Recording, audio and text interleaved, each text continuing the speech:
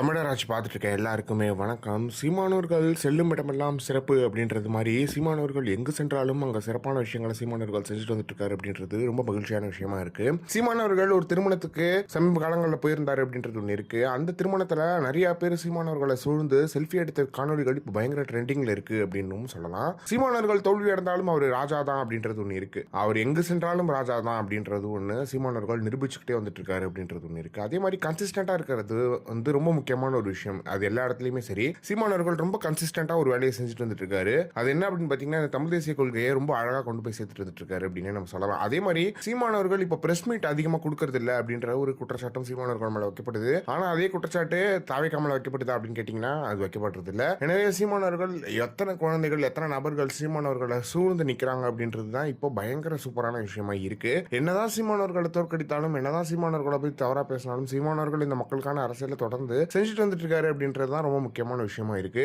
சீமானவர்கள் எந்த இடத்துலயுமே யாராலையுமே குறைய சொல்ல முடியாத அளவுக்கு சீமானவர்கள் ரொம்ப நல்ல அரசியல்வாதியா இருக்காரு. விஜய் அவர்கள் அரசியலுக்கு வர்றதுக்கு முன்னாடியே விஜய் அவர்கள் மேல அதிகமான குற்றச்சாட்டுகள் வைக்கப்பட்டாலுமே விஜய் அவர்கள் அவ்வளவு குற்றச்சாட்டுகளை வாங்கிட்டு தான் இருந்தாரு. ஆனா சீமானவர்களை எங்கேயுமே எந்த இடத்துலயும் குற்றச்சாட்டுகள் வைக்க முடியல. தேடி தேடி வைக்க ட்ரை பண்ணாங்க. பட் அதுவும் ஒர்க் ஆகல அப்படின்றது ஒண்ணு இருக்கு. எனவே சீமானவர்களை இத்தனை பேர் சூழ்ந்து நின்று போட்டோ எடுக்கிற காணொலிகள் பயங்கர ட்ரெண்டிங்ல இருக்கு அப்படின்னு சொல்லலாம். அதே மாதிரி இன்னைக்கு சீமானவர்கள் ரொம்ப நாள் கழிச்சு வெளியே வராரு அப்படின்றதும் ஒண்ணு இருக்கு. எனவே இது மிகப்பெரிய எதிர்பார்ப்பு உருவாக்கி இருக்கு. சீமானவர்கள் என்ன மேடையில் பேச போறாரு அப்படின்ற ஒரு மிகப்பெரிய கியூரியாசிட்டியை எல்லார் மத்தியிலுமே கொண்டு வந்திருக்கு அப்படின்னு நம்ம சொல்லலாம். எனவே இதை பத்தி நீங்க என்ன நினைக்கிறீங்க அப்படின்றத மறக்காம கமெண்ட் பாக்ஸ் சொல்லுங்க.